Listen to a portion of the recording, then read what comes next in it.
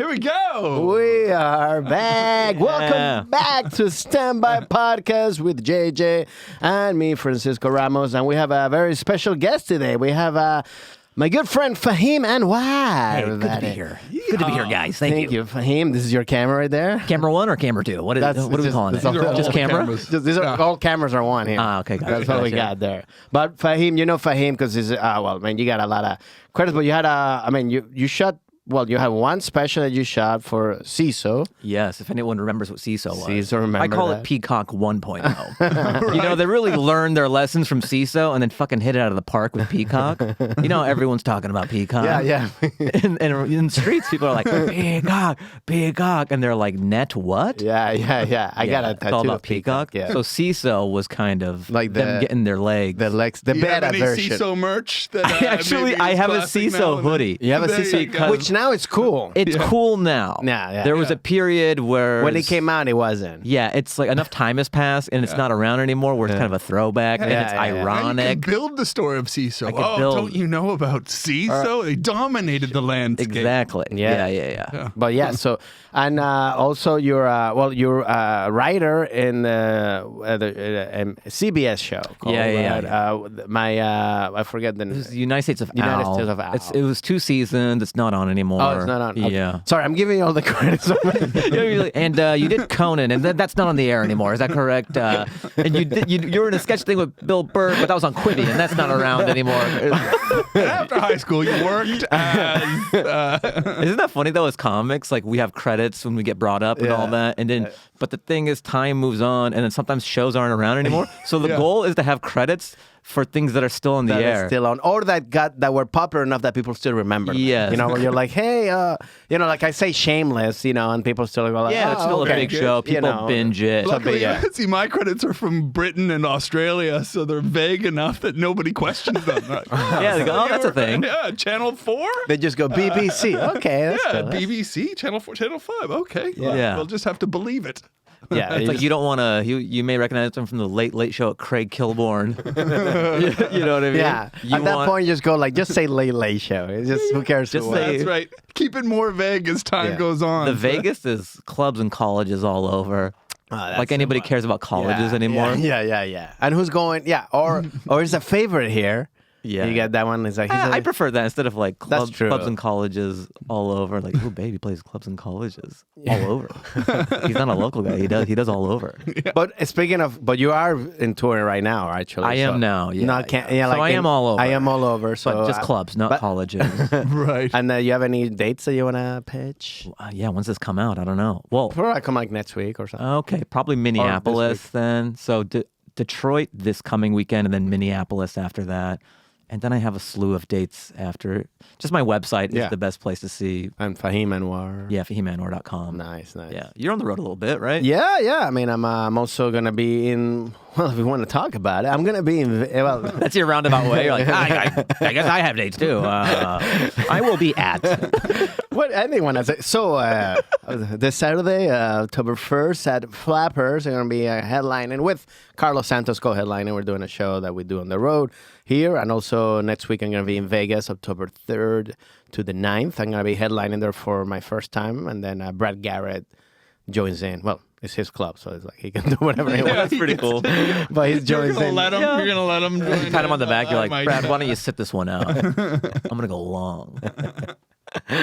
And then you're all going to be in New York. So I'm in New York this weekend. Caroline's on Broadway. Oh, nice. Wow. Have you done that club? I haven't. No, me neither. Yeah. I mean, I did like one spot, but I haven't like headline. pretty That's in excited. Times Square. Oh, okay. I'm excited. Like I said last week, it's really weird because this is my first time in New York, even in the state of New Ever? York, even in the state of New York, no under my own name because I've done Carnegie Hall and Madison Square Garden with Jim Jeffries, but nobody knows your name when you open for Jim Jeffries either. You're just that guy who was on first. Yeah, So- when you open like that, there's people with like big gulps just like hearing your comedy while going to their seat. Yeah, Just, pardon me. Yeah, you have to learn all those wait. tricks. Like, come on in, 7 p.m., just a suggestion. Have a seat. You Let's gotta go. like slowly, like, because they're climbing in. It's like going to a concert and are you gonna go see the band, the warm up band, or not? You know what I mean? Some people Exactly. do want to see the whole show. Yes, Some people are like, oh, parking was tough. I just wanted to not miss the Yeah. main act. Yeah, there's bound to be a good chunk of people that are still in the bar and they're looking at the thing. And go, no, there's some guy on. Yeah, It's not Jim yet. Yeah. It's but so you've been there, but now you're gonna be by yourself. So yeah, so I'm pretty excited about That's it. cool. Get stuck into Nice. New York in that fashion. Yeah. Well, we wanna, as you know, this is standby podcast. So just basically, we talk about travel and the arts, but we can talk about whatever. Well, we are hitting it off on the right tone That's because lovely. if we're all on the road coming up, like, Yeah. how are you guys finding it? Are you finding the audiences are still learning how to be an audience again in some venues sometimes? I think Or they're is back to everybody- normal. I don't Yeah. see any differences Yeah. now from the pandemic era. You know what I mean? Like, Yeah, everyone has slipped back into the way it yeah, and I don't was. see any like weird, like, I can't talk about this, I can't talk about that kind of stuff. You know, like. Okay, then that brings me to question number 2. How do you find, like, what's the lifespan of your COVID material? Is it Oh done no, it's already? done. It's done. I mean, isn't sometimes it? I talk about, like, remember back in the when Remember back a year ago? I mean, if it's stuff Yeah. that's like, I still like, if I'm gonna mention it, it's gonna be stuff that's like I'm gonna talk about something else that has nothing to do with COVID, like, you know, like health or something. Like, if I'm gonna talk about, like, yeah, I used to be like, and then I, you know, just but right, now, you gotta make an inventive segue to get to that. yeah, to that but now I little feel point like of- I don't know. Are you still doing? I feel like you can touch it and like you don't want to dwell on it. Yeah, like, too- so long. Like you don't want to have a 15-minute COVID chunk. got Like, it. people don't have the patience for that. Exactly. But I think you can like visit anything. You know Yeah. what I mean? Like, oh, okay, yeah. If you have like the right joke for it. Yeah, exactly. Like something like that, where, like, because it's like, it is a big event. It's not like you can go like, hey, like it never happened, you know. But yeah, I feel like you can't just talk about it for like 30 minutes. That, man. that would be funny. I would just love to do that. Just almost like Andy COVID. Kaufman type prank, just to do an entire 45 to an hour on COVID, just to like burn an audience. And just like typical like COVID, like the new, like the ones is like, so hey, COVID-19. What about COVID-20? You know, like just like like what happened to 1, 2, 3? I didn't hear about 1, 2, 3, 4, 5, all the way up to 18. We're starting with 19. All the 2021 references. Hey, So- hey, what's with this thing with masks? Have you heard about this? Yeah, I wore a Bob Dole mask. Apparently, that wasn't the one that they wanted me to wear at the clinic. Shit, I gotta write some new material by next week. What about a scream mask? Is that okay? And so now you're like, but because you know now you're like touring more, right? Because this is a thing that you weren't like touring as much before, right? Yeah. I think also just sort of to support the hour that came out. You know, so I put the new special. You know, you mentioned the CISO one, And then you're doing this it time for the around, comedies, with the comedy yeah. store, So right? this new one I did because the landscape changed so much. You know, like. Yeah.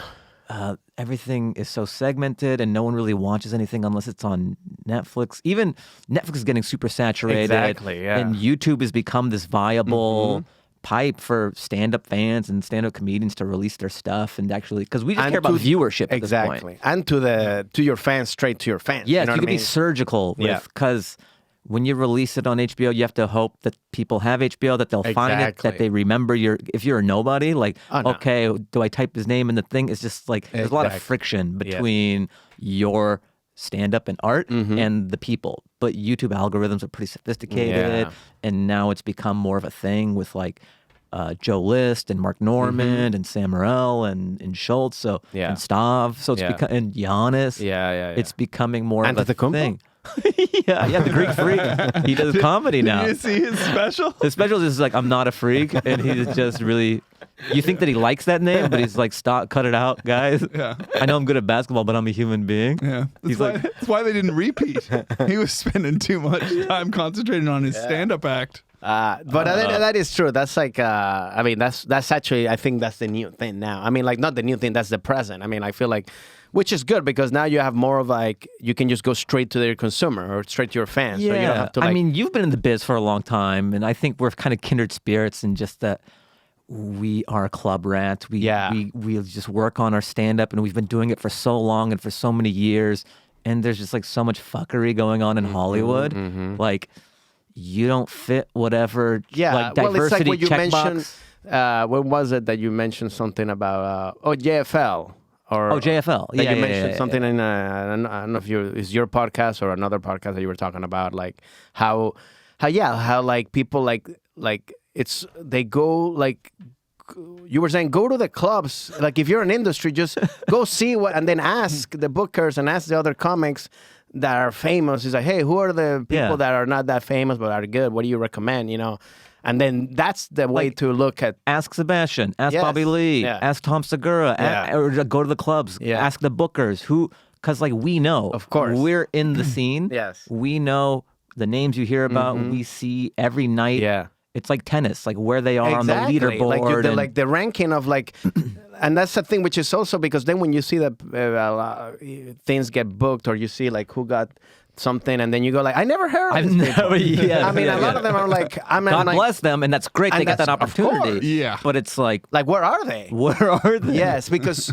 like, and sometimes I have that conversation with my fiancée. She's like, when, you know, she meets somebody and they're like, oh, and they tell them, they also do comedy. And I was like, what's their name? And I'm like, I never heard of it. I mean, I'm like, because now everybody can say I do comedy just because you did one spot, produce shows. It's like, that's not, unfortunately, it's not a label you have to earn. Yeah. You can just like say it. A homeless guy can say I'm doing comedy tomorrow and we have the same title. Yes, exactly. It's not like we went. And that's what happened here when I was doing open mics. That was literally what it was. It was just have, you know, homeless people and have, you know, like, you know, people like that were trying to do comedy. But yeah, we were all the same. Yes. At that point, it's like, yeah. And then sometimes, they were killing the homeless guy. And then you're like, he goes, and then the homeless guy ended up to be, and it's like some huge name. Yeah. They almost need a guild that can hand down permission to use the label. I wish there was, you know, or something, because it's like, it is the only thing that people go like, it's so hard to do. But then I think I can do it. It's like, what? You know, I always had this analogy. I think most people think they can do stand-up because you can't see the work on the comedian's body. When you see Aaron Darnold, is it Aaron Darnold? I'm like bad at the Rams. If you see like a crazy yoked football player, you're like, okay, I know I can't. I thought you were talking about like in the comic. I was like, oh who's no, Aaron I Darnold? was, yeah. I mean, so Aaron Donald. Yeah. Okay. So you see him, you go, I can't do, like, of course, I can see the work. Yes. I can see the work on his body. And you could never go like, I'm going to do that. No, there's no way that you could just jump in right away and do that. When you see Burr, he just looks like a regular guy. Exactly. But like he has all the muscles in his brain. Exactly. So it's like hidden reps. And because you see it so, you know, people like Burr, they're so easy, like, it's so natural. Like, it looks like they're not trying. And then people go like, I guess it's easy. No, what are you going to do? You just going to ramble. Yeah. Well, because everyone has made people laugh. But conversationally funny is very different than stage. Oh, I for pay sure. $25, $40, got a babysitter, 2-drink minimum funny. Yeah. Where all eyes are like, exactly. this isn't your friend at the water cooler who's giving you tons of goodwill. Yeah. It's make me laugh, motherfucker. Yeah. I pay for this. I paid for this. And I don't know you, so hurry up because you got like...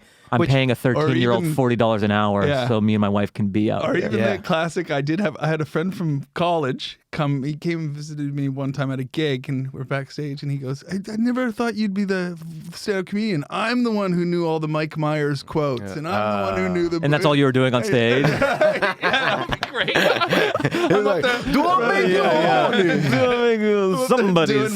No, that's Ace Ventura. You just go through all of them?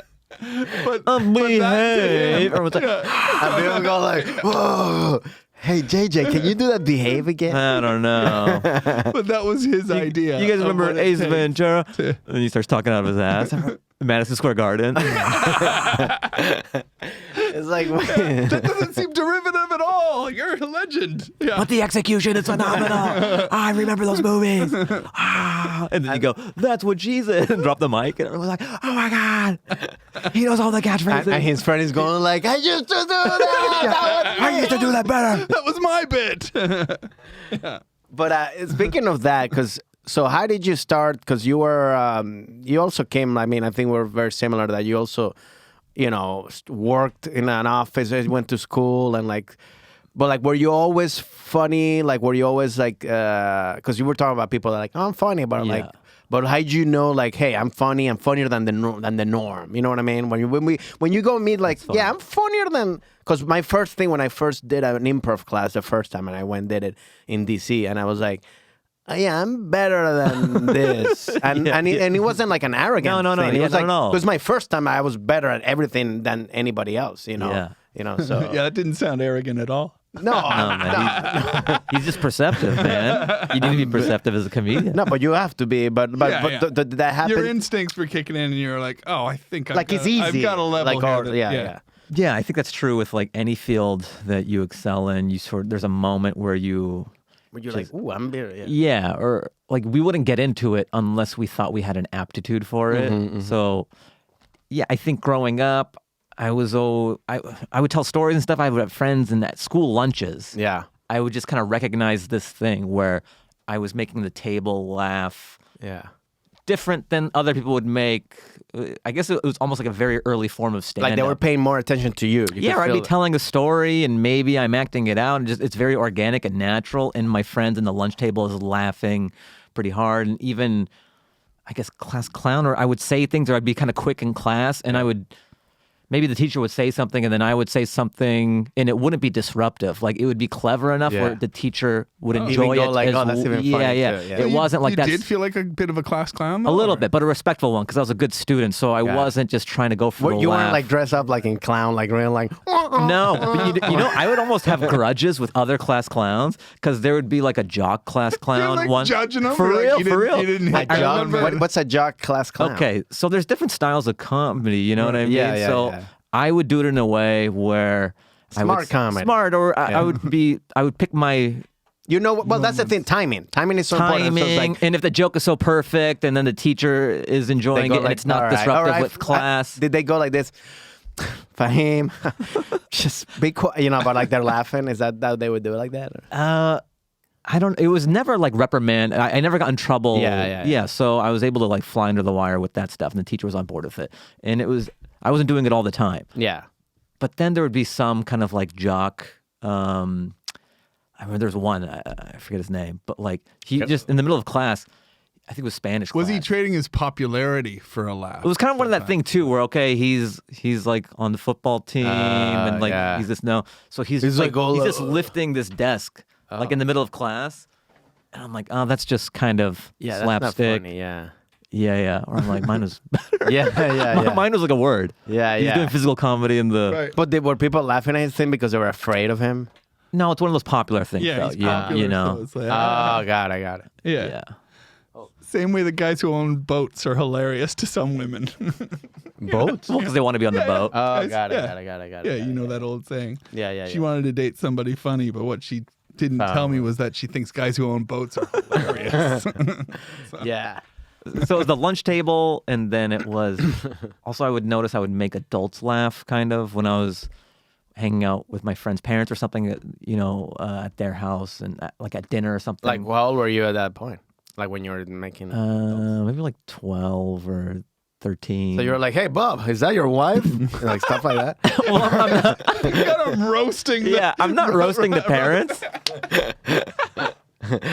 Yeah. Hey, the old ball and change, Bob. He gets blacklisted from family barbecues And you're like by the age of smoking a 14. cigarette. Yeah. I'm just like Rickles and I'm 12 or 13. What do we got going on here, Mom? Yeah.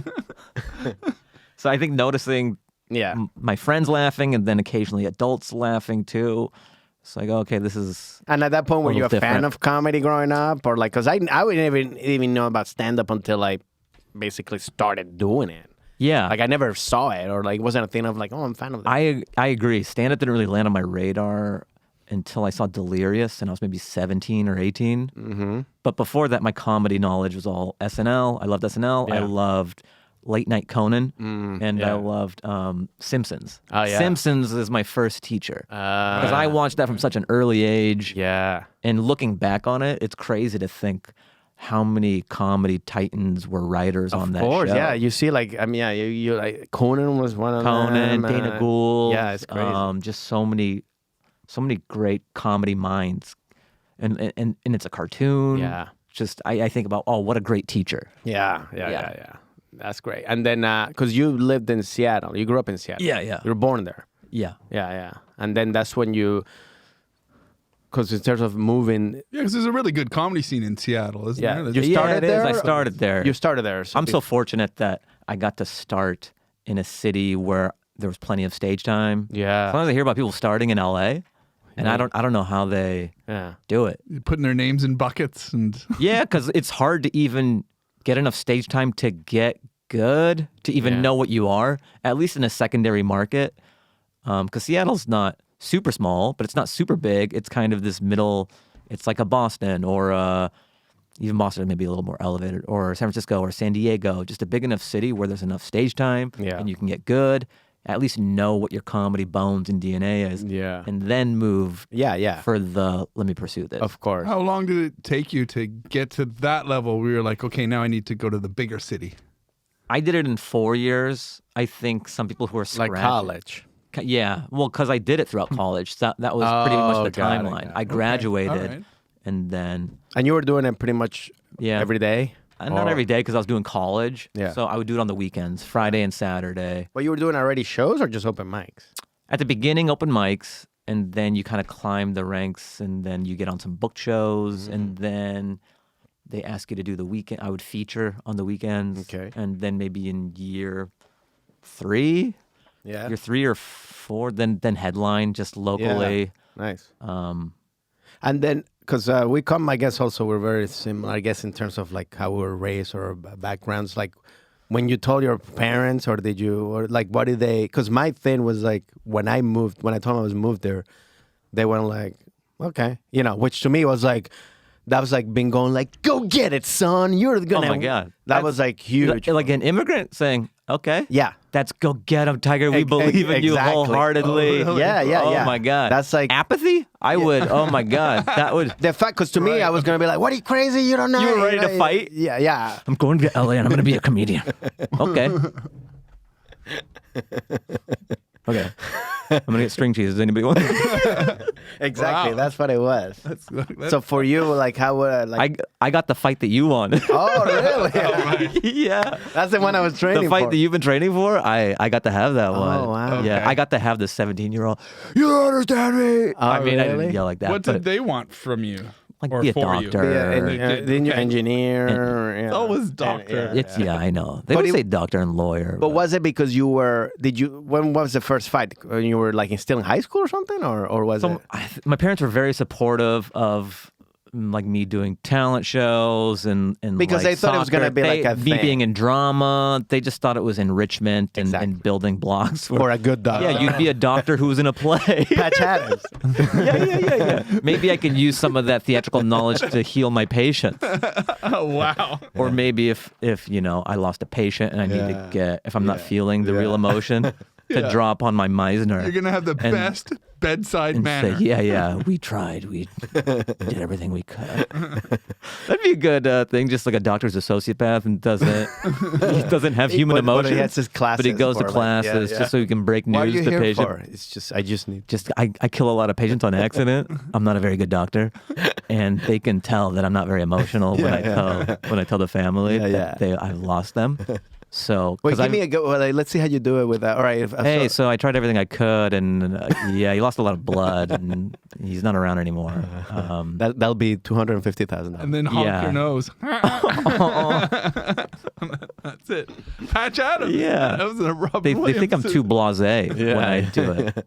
I always think about, how everyone knows to wash their hands before surgery? Yeah. So what was the day, like the last patient to die from them not knowing that? To me is so funny. Like, we lost your husband. We did everything we could. And apparently you got washing our hands actually would have, we didn't know that till today. So if I had just washed my hands before I operated on your husband, he'd still be around. So they mean like he actually was he actually helped, he's going to help more people live because we figured it out when we were operating on him. He's a martyr. So his death isn't in vain. But isn't that bonkers? There's like microbes on our hands. Who knew? Anyway. Sounds like the perfect time to share that with the victim's family. We've had a break, right? Everybody. How crazy is that? Just to think so many people would have been saved if we knew to wash our hands. It's the first thing everybody did something. The first time they like somebody was trying to have a baby. Imagine they're like some doctor back in like in the Middle Ages or I don't know, caveman going like hit him the baby or something. It's like they thought roundhouse kicking is how you induce labor. Yeah, or something like that, or like there's a lot of just push. Just like doing like the Heimlich maneuver, because they think they get, I don't know. You bear hug them from behind. Yeah. Squeeze it out. like a ketchup bottle, Yeah, so they weren't. which they had in the Middle Ages, by the way. of course. I'm watching the new Game of Thrones. There's a lot of brutal childbirth scenes. All right. It's like how many episodes in? It's like there's been 3 so far. Just a woman in bed like, "Ah!" Like, is this the show from now? I mean, it's a good show. The but new one. The new one, yeah. Which is what? Is that the after It's or a before? prequel. Oh, it's a prequel. Okay. Yeah. Yeah, I haven't dipped into it yet. I can't invest I'm a fan. in this world yet until I find out if it's a success. That's a good. Yeah, I that's feel- what happens when you're older. You go, okay, I don't have time. Is it good? All right. You let everybody else burn their lives, and you go, is it good? And then I'll binge it. Yeah, then I'll be on board. In the plane. Yeah, I'm gonna keep a skeptical distance. That's pretty funny, like a until I hierarchy hear. of, I want that on a plane. yeah. Is it home worthy? Well, that's what it like. Yeah. Actually, like my I think it was someone with my fiancée about some movie, and I forget which one it was, but she's like, "Yeah, I'll watch it, but not to go to theaters. Like, you know, like maybe in the here, you know, like that's what has changed. Like, which ones are you gonna?" There should watch, be a you know? movie review show, kind of like Siskel or Roger. What is it? Siskel Roger and and Ebert? Ebert. Roger and Ebert now. Where they review the movie and they go, watch it on the toilet. I'd watch this one on an iPhone In the taking a toilet, dump. The star ranking. This system, one's yeah. not bad. I would watch it on a plane. This one's definitely train material. I'll give it 2 toilets. I give it 2 flushes. Top Gun Maverick is IMAX. Watch it. Yeah, Oh shit. That's a theater. Did you see that one? yeah, Yeah, that's that great. was good. I know the other day I was in the plane and I was. Oh, you watched it on a plane for the Yeah, full no, that's 4D gonna- experience? No, I already watched it. Like but like there was another lady next to me watching it. You know when you're watching and you start watching their stuff All the time. and then they go like, I was like, oh, sorry. Did you go? It's not as good. It's better in theaters. You're missing out. No, but it was like, but then I watched it and it's like, like I was just trying to watch it again to see like the formula of how they became so successful of having, and it's kind of like, yeah, they put every song that you knew that makes you connect to that movie like right in the beginning, like and like and right away, and then it's like you're already going like okay like and it's like, and then it's just perfect, like the characters, the thing, you know, it's a great movie. I like Tom Cruise. Yeah, I'm a fan too. Sorry. I like how he's just going to kill himself for entertainment. He's going to be 80 years old Yeah, doing he's his gonna little... he's probably gonna like a Jimmy. What's it called? No, not Jimmy. Knievel. Evil Like Evil Knievel? Knievel? Knievel. You think he's gonna Knievel himself? I think so. Well, what about when his alien god comes and picks him up, though? We've only got until he gets picked up in the spaceship. What if he does, man? know? That'd be awesome. Man. Imagine Yo, if he that was happened. right. That would be the At a ultimate premiere, he just goodbye. gets in a spaceship and leaves. Yeah, the like, greatest, I was right, movie motherfucker. star that the world ever sees, and he just Imagine that, he, his like, birthday and says That's goodbye. his final thing of like destroying but disrupting the world, because he does that. Then it's like everything that you believed in the world is like, Oh, yeah. it's different now. He's in a tux, he's on the red carpet, and he's like, I hope you enjoyed my movies. And then he gets in a spaceship and leaves.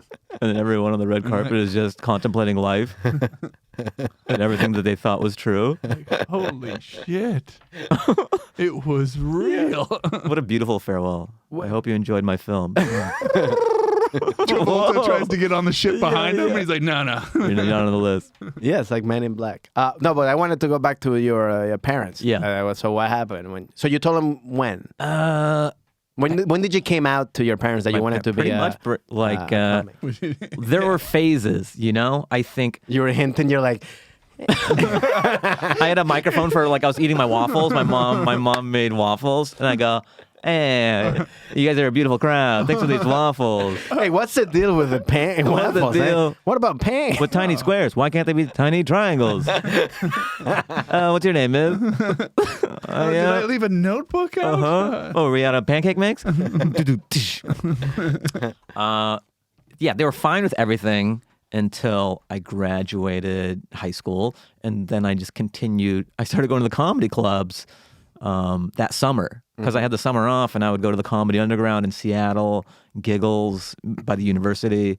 So I would do these open mics, and then that's when it tweaked on them that okay, he's doing more than what was just in school, and then they became concerned, and once it became kind of apparent that I'm pursuing this, it was kind of okay, intervention time. Yeah, pretty much. It's like I was doing heroin or something. I swear to God, you guys laugh, but it was the same. It was the same DEFCON 5. All hands on deck. We're losing him. Oh God! Just me doing stand up.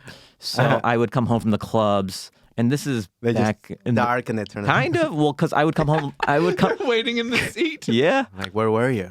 My dad would already be in bed, and also my dad would like blow up every 2 or 3 months, and we would kind of like you're throwing your life away, blah blah blah. What are you doing? And people should be entertaining you. You shouldn't be entertaining them. It's like very low class. Yeah. Like stand-up comedy is very low class. Because that's a very, it reminds me of my family, that whole thing of that's a very... You're like a clown. Like a clown. Yeah. You're not seen as a... Because over there, it's like, you got to be a doctor or be working in an office or be a lawyer. That's a class. It's a status thing. Like being that is kind of like, no, you're just... Yeah, like they don't have a rich stand-up comedy culture in Afghanistan and these other countries.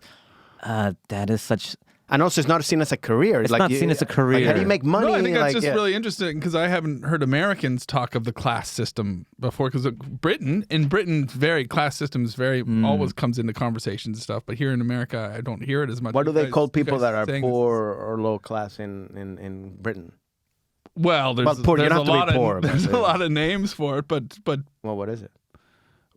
What, like lower class? Do you mean like lower class people? Is there like a name, like a nickname? Schemie? People who live in housing schemes. Schemies.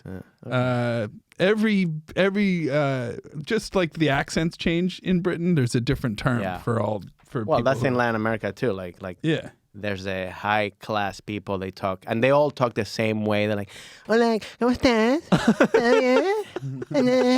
That's everybody. It doesn't matter. Like, it's funny because the accent changes from country, but it's the same like rhythm of like, ¿en serio?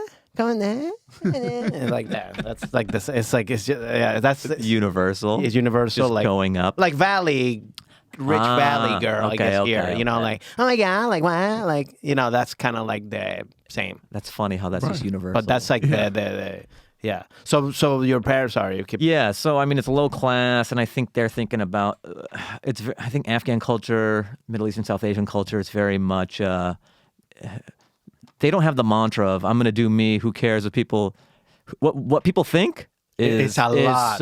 It's almost number one thing. Yeah. And representing the family. The name. And I think my dad and my mom at the time was just kind of thinking about like, okay, when people hear that your son does stand-up comedy, what am I gonna maybe say? It's a reflection on my parenting. That's a weird thing. Why is he doing it? Maybe it makes us look bad. I'm just trying to put myself in there. Yeah, no. That's probably what was going on. Of course, yeah. And then the secondary thing of that, which is he's throwing his life away. He's like, we came to this country. He's going to be a clown. How can he make money? Yeah. But the thing is, I was still getting an engineering degree. Yeah. Right. But that didn't really... I told him, I'm still getting my degree. I'm still getting good grades. And this is just something I do on the side. Yeah. But I think they were worried Right. that I was... Very and that's the thing, is worry. I mean, I understand because I had also a conversation with my dad too when I moved here on the phone and things like, this is what I'm doing, saying kind of like, stuff, I'm doing that, but it's all because they're scared that you're gonna throw your life away. That's it. Yes. They don't really, I think like now I realize they don't really care what you do. They just want successful. They just don't want you to like suffer, and that's pretty much it. I know I'm older now and it's easier to see. It's easier to see now that it was rooted in wanting the best for me, but at the time it felt kind of, like you're like Did they do anything like ask you not to use their name, last name, or anything like that? Yeah, just at least have a stage name, like at least Earthquake. Nobody knows Nobody knows. I go, how do you know? How do you know Earthquake? So what would Did they pull anything like that? He's like, I follow his. I like Earthquake. My dad's like, I'm a huge Earthquake fan. What would you be your stage name, like Earthquake? But like, what would you be like? Oh, just like another natural disaster. I'd be Hurricane. After a punchline, I would just like spin around. Wait, is that what Earthquake does? No, but that's my twist on it. You like a twist? Twister. It's his Twister. Or maybe I'm Tornado. Yeah. After my jokes, I go and do one spin. Then we would all understand your parents' concern. How can you make money doing this? But now obviously, like now that you're successful, and like, what do they go like, I was wrong, or like do they admit anything? Because I think that's a very hard parent thing to say. Yeah, it usually sticks around for years, doesn't it? Like when you I gotta don't come home need- and go back to school. No, or- but he's like, but I'm talking about now that he's like Yeah. obviously established, successful. Like, do they go like, yeah, I guess I was wrong. I think there's I don't think parents tears. ever admit it. I know, that's the thing. And I know that too. And I don't need that. I Yeah. think some people, it's interesting culturally, you know, I think some people, I will generalize and say sometimes like white people Yeah. will have this like fantasy of like the parent saying, I'm so sorry for what I did. Yeah, and yeah, like this And that's whole, never- like a friend or something. Whereas I think immigrants see parents as like deities almost. Yeah. Like I love, Right. my parents weren't right for what they did. I understand what it's rooted in, but I don't need them to apologize course, for yes. that. Like, Yeah, because me I neither. understand them. I love them. I know they love me. Of course. And I could tell from the behavior just how things are great. And I don't need to have this fantasy moment where I'm sitting across from Where them you're- and I'm yeah. like, you hurt me really bad. When I was 17 and 18, that hurt me. Yeah. And how does that make you feel? Yeah, no. I That's I think that's the worst thing you can do to any immigrant parents. I mean, because they'll be like, because they don't like to talk about feelings, especially when I think that generation they grew up into like kind of like it's about hard work, it's about being successful. So it's not a thin feelings. And so it's like if I would tell my mom, like my mom, same thing. Like it's like I tell them like my mom, like if I joke with my mom, how come you never told me you love me? She'd be like, "What do you?" And she'd be like, and she couldn't process. And I know she does, but it's like it's just the way that she was raised. Yes. So she's not gonna Yes. say that. you Yeah, know what I yeah, mean? It's like we don't say that. You know it is, but we don't say that. You know. Right. But yeah. Yeah, that's one thing I've noticed. So things are fine now. And like, you know, I mentioned when I was 17, 18, that's when it was kind of my mom and dad very concerned. And then my mom kind of came over to my side Yeah. it took less successes for her. I think I was doing that Whiskey Tango Foxtrot movie with Tina Fey. And I took her to the premiere. So And then she's That'll like, win her over. that won her over. "Oh, I guess he's good." Yeah. Because it snapped her out of, like, you see this person that you see on TV. Yeah. And then you see the red carpet. Then you're like, oh, this is a real thing that he has done. It's not some fantasy. And Like, also I'm seeing shows results. you too, like, wow, he's talented. He's not some person that's like, Yeah. Because I think that's another thing too that they're also afraid. I mean, I could see that as a parent too. Like if I have a son or a daughter or whatever, and they wanna just do anything, but then if they're not good, that's a tough one to be like. Yeah. I mean, I wanna. It's like.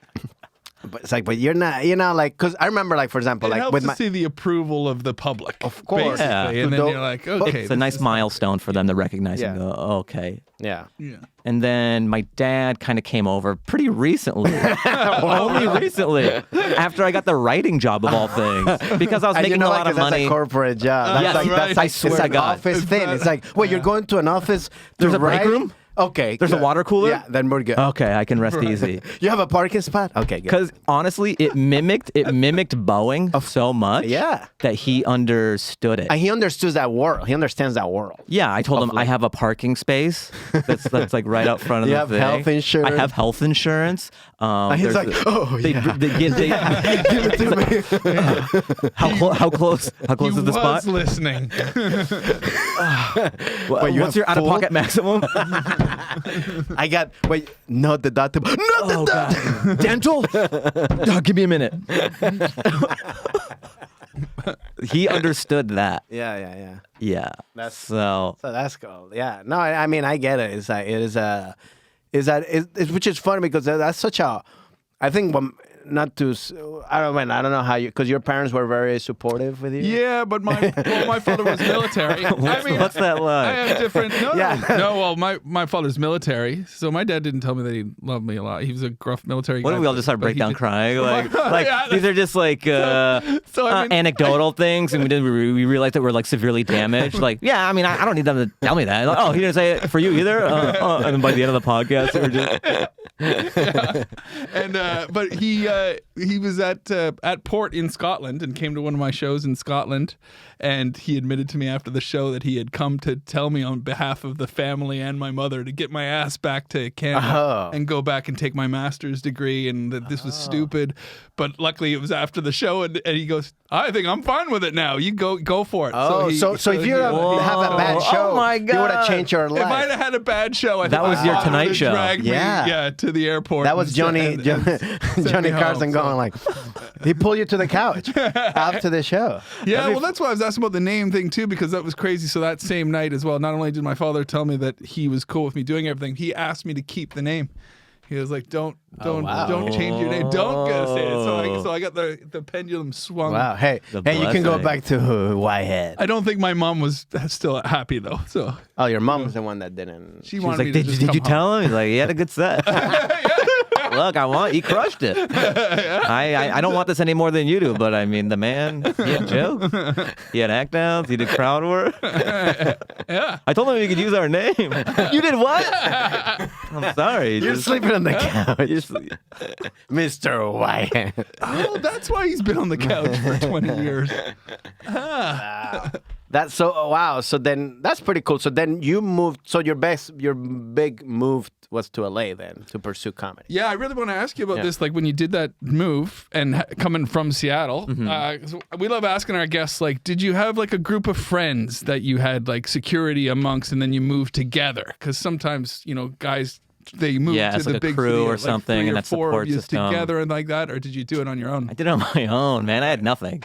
You ever look back on your early comedy career and just be like, whoa, it's crazy I did that. Yeah, no. But delusion is our rocket fuel. I mean, you need that because if like I go to the things, I mean, I basically didn't have, I had a GTI VW. Oh yeah, I remember that. Yeah, and like, so I drove that with a friend, helped me drove from Maryland to, and just basically everything, all my clothes in that car. That's all I had. And then I moved here, and I got to somebody that ex-friend that I met, and I stayed with him for like a month, and then all this crazy shit that I was like, now I go back, I'm like, what the fuck was I doing? Like, I was like, it was like, and it wasn't like, even like, I mean, I know other people have gone through other stuff, but for me, the way that I grew up, that was like a big like thing to do, because I remember even the first night in the road when like the guy, I remember I was like, we're in a hotel, and then I go to the bathroom. It's like in like a movie. I was looking in the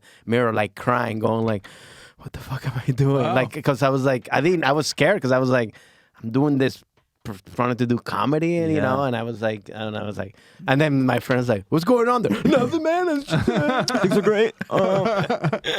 Really securing all of my decisions. And, Bro, I'm thinking about when I first moved down, because I just think about my first apartment when I was there, but I forgot about the intermediate step where, because I needed to stay at some place for a few weeks before I found my real place, because it's hard. Yeah. So I found some temporary housing with this couple in Long Beach. So I guess I was living there for 2 or 3 weeks, something like that. Yeah. And they were super nice. And then I remember, you do all these firsts for your first time, especially when you're like a baby, kind of. Like I didn't live on campus. Yeah, my mom did everything. She cooked. She did my laundry. So I remember doing laundry for the first time. Yeah. And I'm looking at this machine like it's fucking alien technology. You know what I mean? Home Alone, like. Yeah, I'm scared. I'm like 22 and I'm just terrified of the washer and dryer. And then you cut to the other people like, are you gonna use that?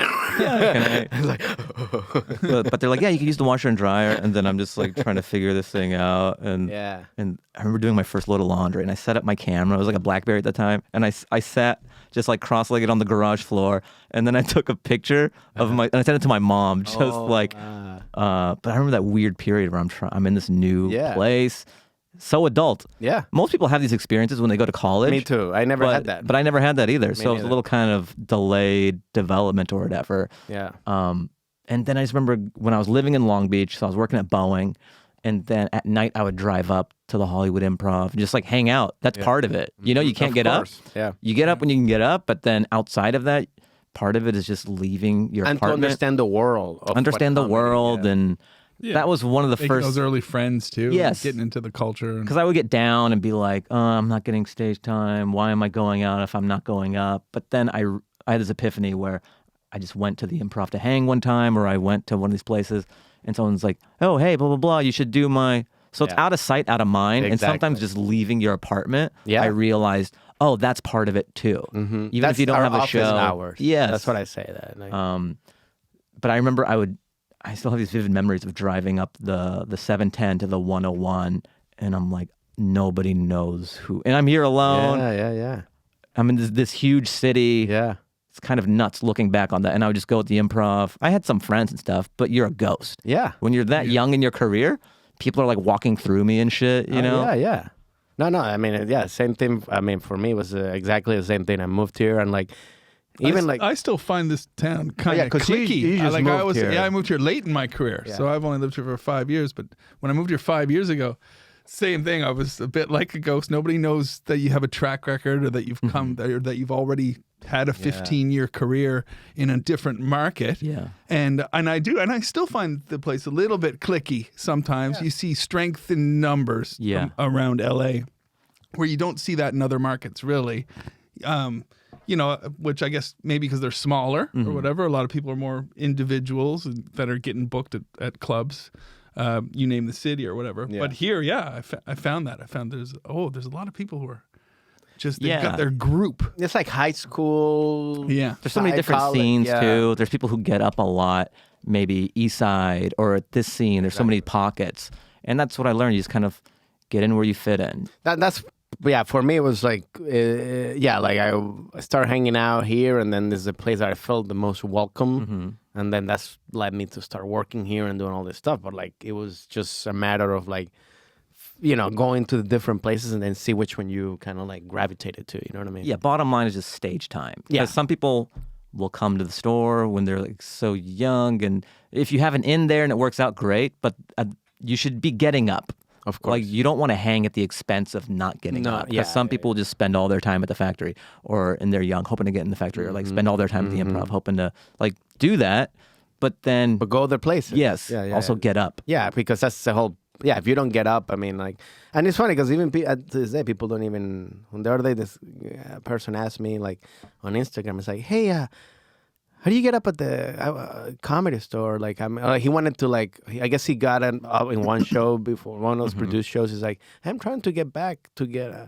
How do I do that? I was like, oh well, you gotta become a paid regular. You know, like people don't even know all these little things. You know, like which is why the reason of that you gotta hang out in those places so you can understand the culture of like what a paid regular is. How do you get into this, you know, like I think some people don't even know time limits. They'll watch a comic go, do I need to all of a sudden have 15, 20 minutes? Like, no, just start with 3 to 5 minutes. And sometimes they don't even know that.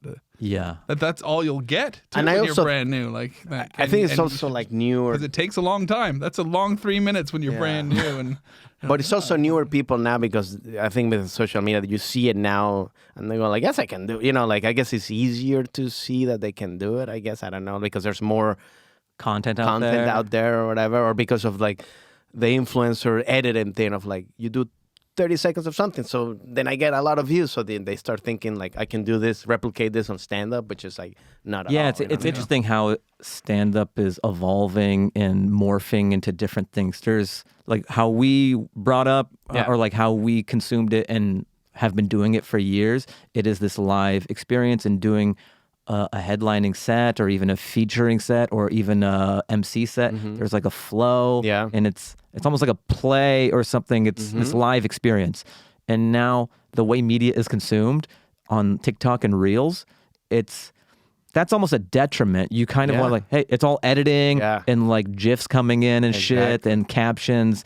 So because you could do that, doesn't always translate to not at all. someone like Jim Jeffries or Burr, and it's this like different live experience. Yeah.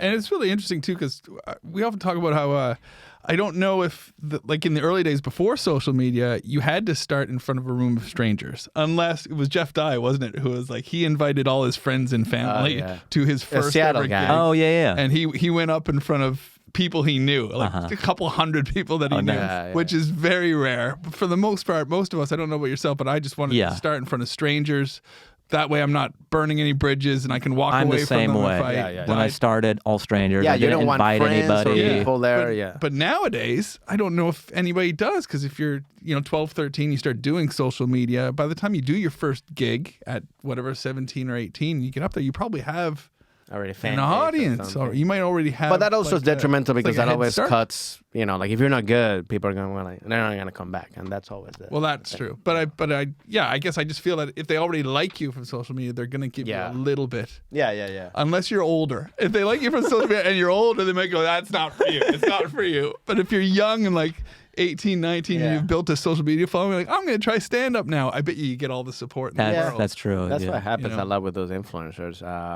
I was gonna say, so now that you're traveling a lot, like, what's your? Because now you're on the road. I was gonna say, like, how do you like being on the road? Because it's like that's a different thing from what we do, like just being here in the city, because that's the thing that when I first started doing comedy, I actually took like it wasn't a class, it was like kind of like a format, like a day thing of telling you how the industry of comedy was, and one of the things was like, do you want to be a road comic or a city comic?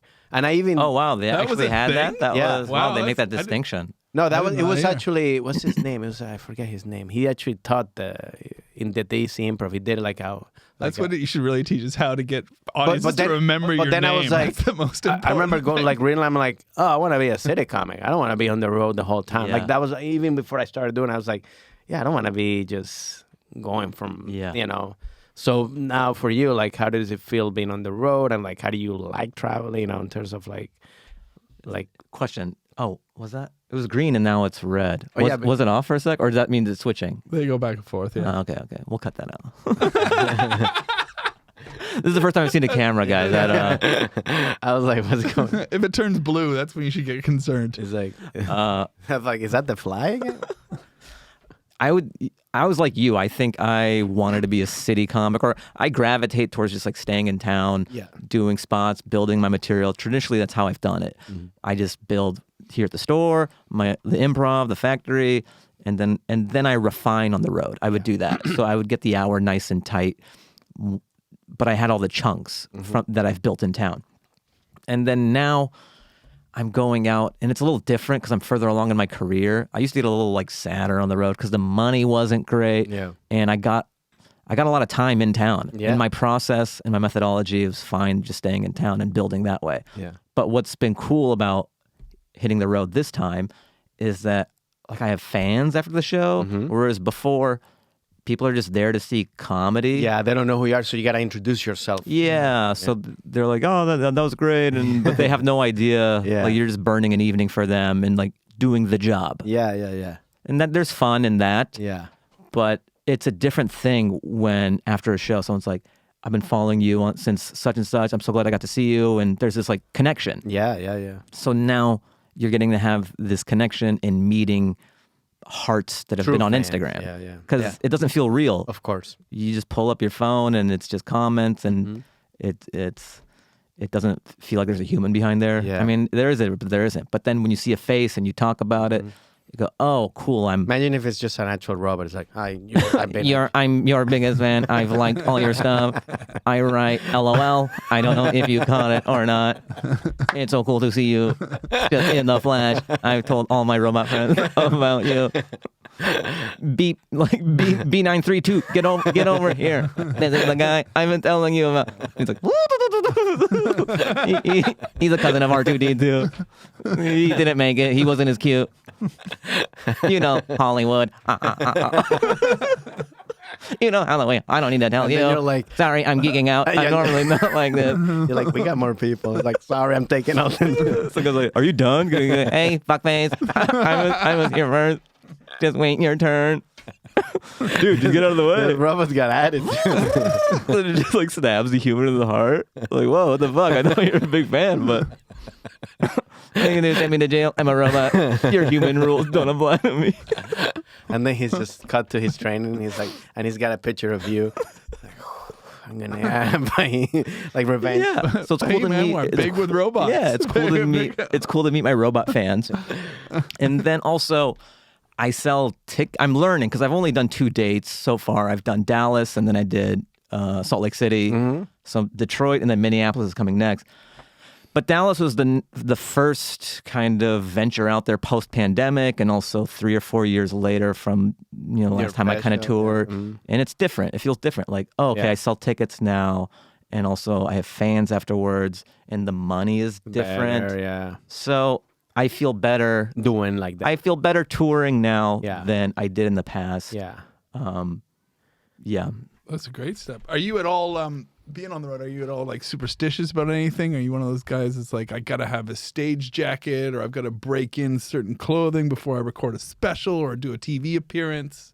No, nothing like that. I mean, the road, I try to keep it simple. I'll wear a t-shirt or just like solid color. Yeah.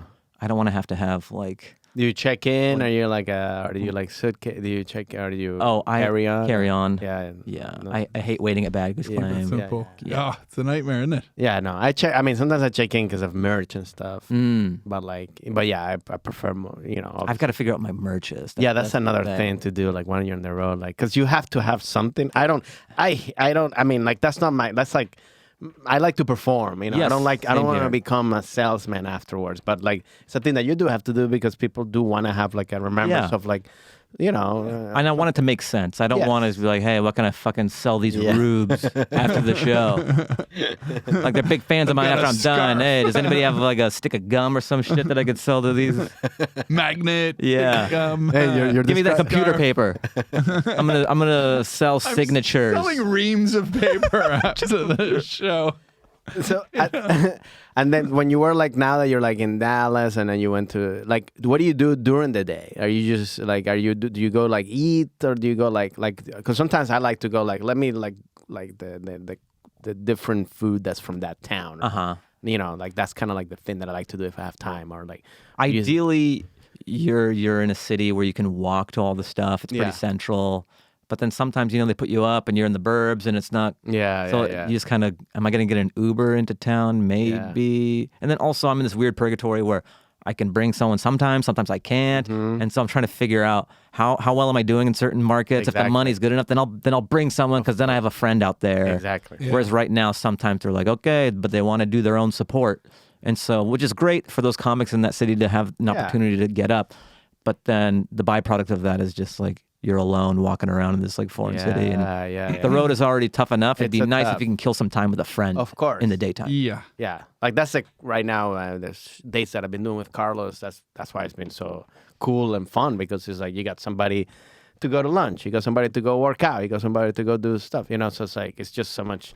It can be hard to work it into the budget too. I've had these discussions with girlfriends in the past where they're like, "Oh, I'll come with you, and then let's go out to dinner before the show." And I'm like, "No, you want me to break even? You want to be in the red on this?" Trying to explain to them because I remember having this argument conversation with a girlfriend. She's like, "But it's only twice as much. It's only twice as much because I'm here." I'm like, "No. I don't. I eat Subway or I'll have fast food. You want to go out to dinner? It's actually about funny. 8 to 10 times as much." You take her to the club to have chicken tenders. Yeah, I'm taking you. You have to eat the shitty free food at the comedy club. But also like me. I think also like I told that with my Brooke, to my fiance, but like, please, I mean, like I gotta work here. I'm not here to vacation. Yes, you know what I mean. Yes. So it's like even during the day, I'm preparing for the set. I'm like trying. So it's like, there's different times of like different like when I go to Vegas, it's more like a week, and like.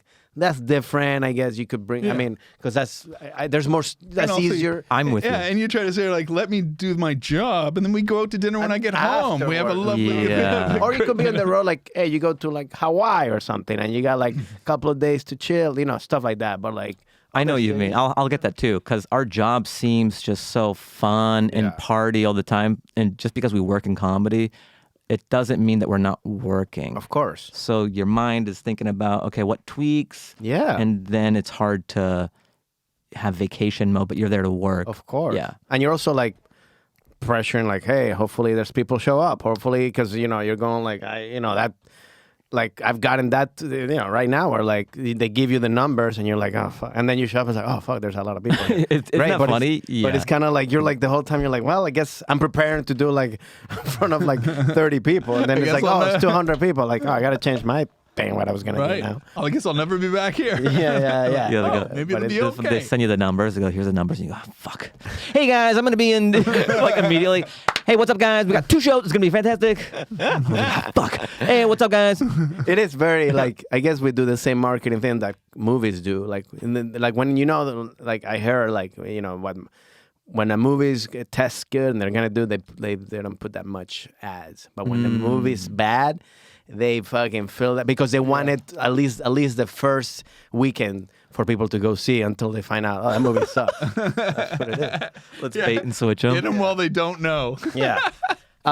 We're almost done, but I wanted to ask you because speaking of like you're saying mine, because I was like you're like one of my favorite comics to watch that I like to watch and like be like, okay, I can sit down and enjoy because my thing is that you think like your brain goes other places that my brain doesn't go to. So like, how do you like? What do you like?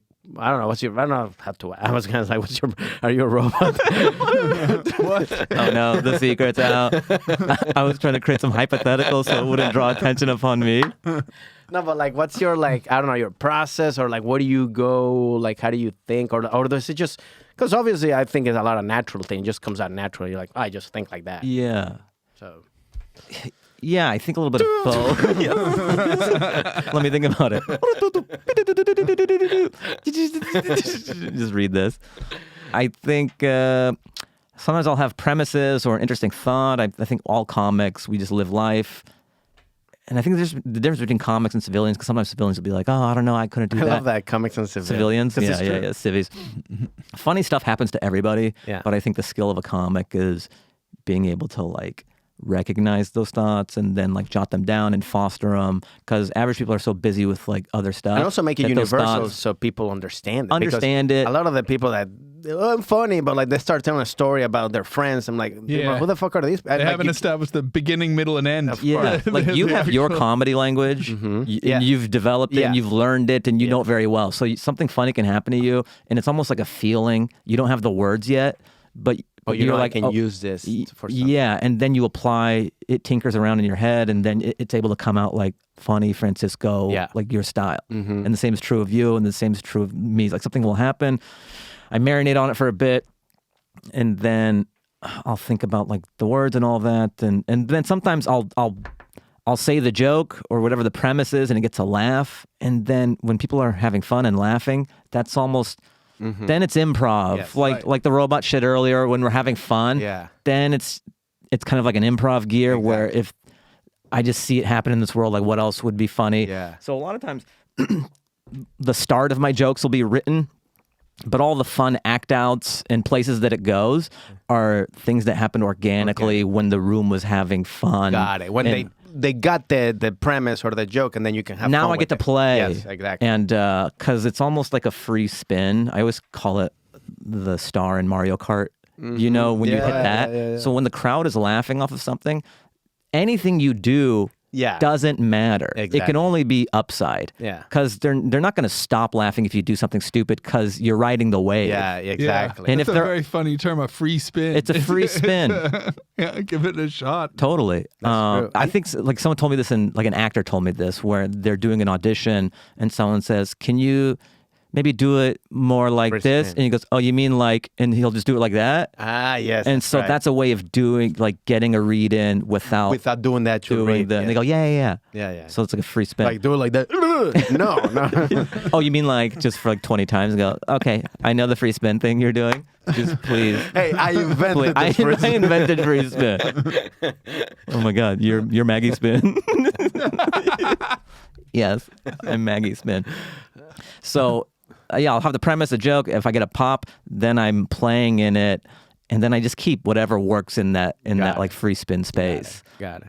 Yeah. But do you go like when you have like an idea for a bit or something? Do you go like, well, that's easy, that's the obvious one, and then you go like, well, let me think of the crazier one, or does the crazy one comes right away? Sometimes I think in front of a live audience, some of the tags that you thought would be funny, that you've written before you perform them, don't work. And then in front of the audience, when you get that free spin moment, you end up with tags that you never pictured happening. You know? I still have a couple of tags in my set that I don't understand why they're big buttons. on a routine. Like, I still deliver them because I know they bring a big laugh, but in my head and my soul, I'm like, I don't know why you guys think that's the funniest option. Oh yeah, here. I've gotten that too. I'm like, people, I don't know. Sometimes I go like, I don't know why people laugh at this a lot, because it's like, it's okay, but it's not that fun. But I keep doing it. I was like, and then I don't get it, but I gotta keep doing it. I mean, I guess that's how my joke ends now. Yeah. Does that happen with you too? You do a joke for long enough and it works, but you kind of forget why it works. You're just so far away from it. Yeah. Maybe it's a bit you wrote a year ago or a year and a half ago. I always like I always like getting the biggest laugh from a joke that's the newest. That feels the best to me. Yeah. Because I know I'm closer to the funny. Yes. Like, it's still funny to me because I just wrote it recently, and it's like your baby, and it's almost a reinforcement that you still got it. Yeah. You know?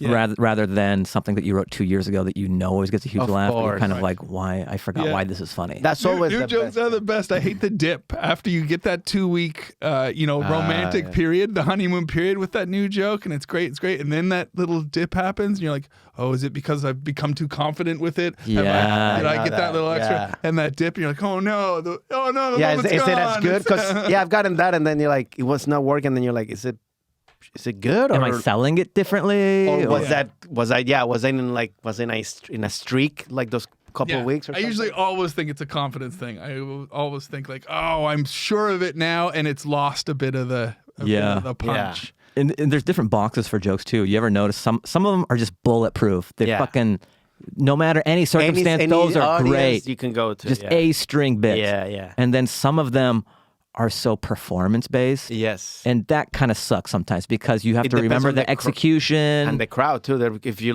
go, there's clubs or shows that are like, if you perform too much, people are like, what the fuck are you doing? Yeah. You know, where I feel that I'm like, and then you gotta kind of like do it without some, and then it doesn't work as well because you're not selling it or doing something, and it's like, so it's like, I've gotten that. Yeah.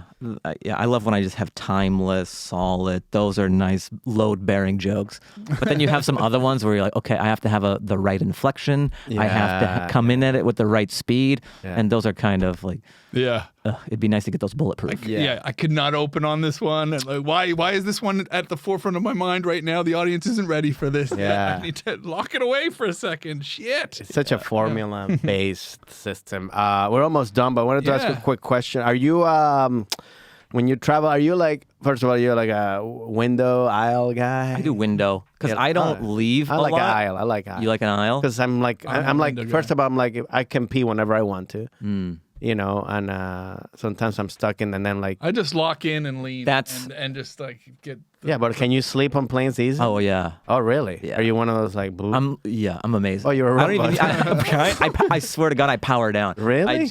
I can like lower my head like this, and I don't even have a neck pillow. It's probably terrible. Really? But I'll just fall asleep. But you like really like get some rest? Oh, I'm out. Yeah. Wow. I mean, for me, it takes me a while. I mean, I can't. You have to get first class. Yeah. No. Guys, you just reminded me as well. I on the flight to Seattle this weekend, the guy next to me was kicking the seat in front of me because the lady was trying to put it back, and he kept shoving it up and shoving it, and they were having a little back and forth. It was ridiculous. I actually had to turn to him at one point and go, dude, what are you gaining out of this? At one point, he was sitting with his knees up against the chair because he just didn't want her to have the battle of wits. He didn't want her to have the 2 centimeters, but and then when I told him, he just like was staring at me, and I was like, am I gonna be involved in one of those stories now? The sky police are gonna flight. I do. The other day, this happened to me, and it reminded me of a bit that you had, or that I don't know if you still do it, about like the stupid, not the stupid, sorry, but the flight attendant started doing jokes. Oh no, it was actually the pilot. I don't know who it was. Like doing like. Well, and like, but like, they have a stand-up routine? But it's so embarrassing. Like, it's like as a comic, you're going like, and because people are cracking up, and you're like, this is not funny. You're like, are you jealous of the attendant? You're I'm not jealous. I'm going like, this is not, guys. You don't know what this is. This isn't comedy. You guys I'm a real stand-up comedian. Come to the comedy store if you want to see real comedy. You guys have business cards? I'm actually on my way to do real comedy. These are pretending. He's a pilot, for God's sakes. How good can he be? I dedicate my life. I don't pretend to fly plane. And everyone claps for me before we go into a mountain. And also, it's like, are they laughing because it's funny, or are they just like, well, we gotta make this guy happy? I am fascinated by this. You know what I mean? Yeah, the joke I used to have is just sort of like, the Southwest flight attendants. Like, it's aggravating how easy the crowd is on a plane. I go, it's very hard to do what we do. Yeah. But like on a Southwest flight, they just give it up for anything. They're like, yeah, could you turn off all iPhones, Blackberries, and Blueberries? And people are like, Richard Pryor. But I am fascinated. The people who laugh, do they genuinely find it funny? That's what I'm thinking. Or is it... it's a polite laugh. Like is an it a ironic polite laugh, laugh? even. I want to get in that mind space of the people You know who are what truly we have laughing. to do? Like a flight that's like more like it's all black people. Because they ain't giving it up. They're giving it up if it's not funny, or if it's crazy funny, then they're going. So like that'd be funny to be like, all right, Southwest, do your thing. I wrote this sketch for Leslie Jones. She was on SNL. So Leslie Jones was on SNL, and then I always had the sketch idea, so I sent it to her. She loved it, but like I don't think they ended up doing it. But I just thought it'd be funny if it's like a JetBlue flight or Southwest, and then the flight attendants are like, oh, we're loading up for the plane. This is like Leslie. She's from our New York branch or whatever. She's gonna be filling in. She's like, I could do the announcement. He's like, I do the announcements around here. And the guy's like, all right, guys, we're gonna blah blah blah blah. And then people are like smirking a little bit.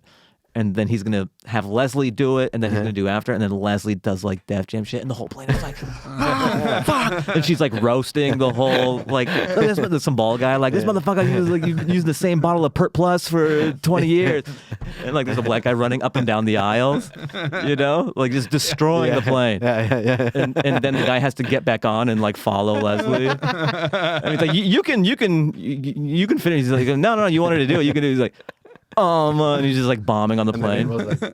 And then like the black guy has his phone up and it goes like the Apollo siren, Be funny if the Sandman's on the flight. Yeah, but I just wanted to see like Def Jam on a plane. Yeah, like that because to me that'll show you if they are actually laughing because it's funny or just they're just being polite. I mean, that would be funny if it was in the sky and the pilot's like, it's too funny. Like you gotta stop. Like Leslie. Like in the sky. Leave some for me. Which, by the way, that was the plot for Soul Plane.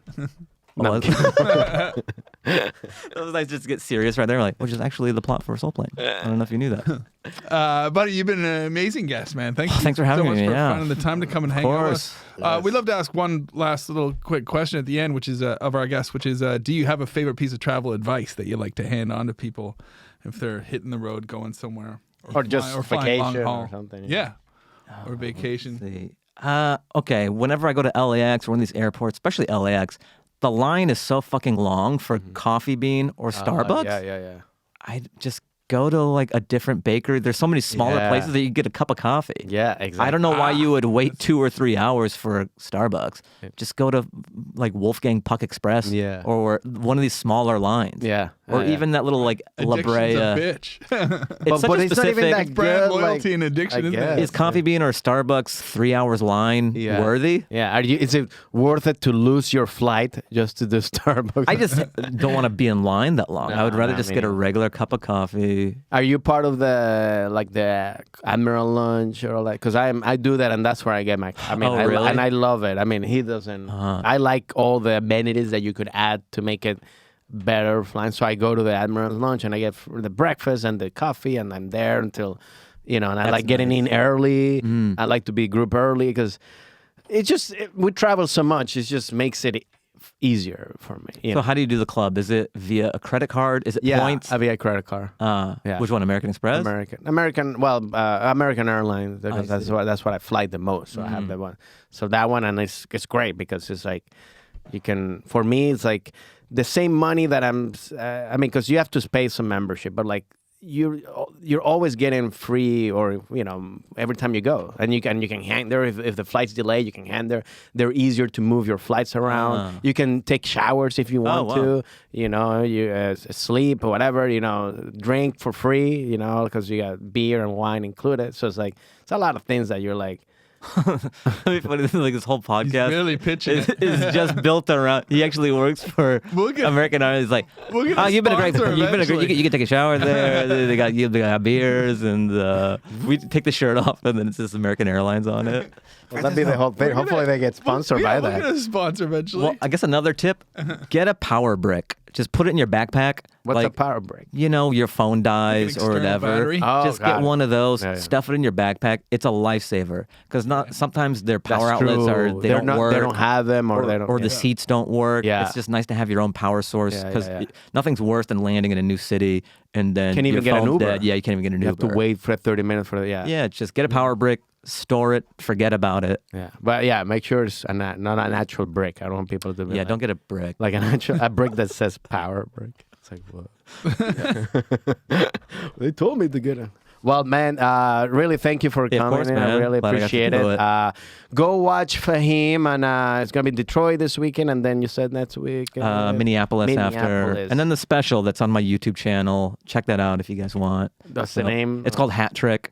Okay. Filmed it here at the Comedy Store in all 3 rooms, and I think it does a good job of capturing what the vibe of this place is on a regular night. Mm-hmm. So I'm proud of that. So just if there's anything from this podcast, please check out the YouTube special. Thank you. Right on. Well, thank you guys for another episode. Remember to subscribe, comment on the podcast, share it, and follow us, and come watch us live as well. Yeah, write in with your questions and stuff. And I wanted to mention too, I'll be in Nova Scotia, I think, in a couple of weeks, and we're probably going to do a couple of charity shows because we just got the East Coast got bombarded by that storm.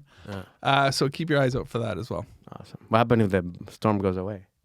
Well, it's going. It's just a normal show. So then it's just normal. But the damage remains, man. It's like a heartbreaking relationship. Okay. All right. She might leave town, but the hurt remains. All right.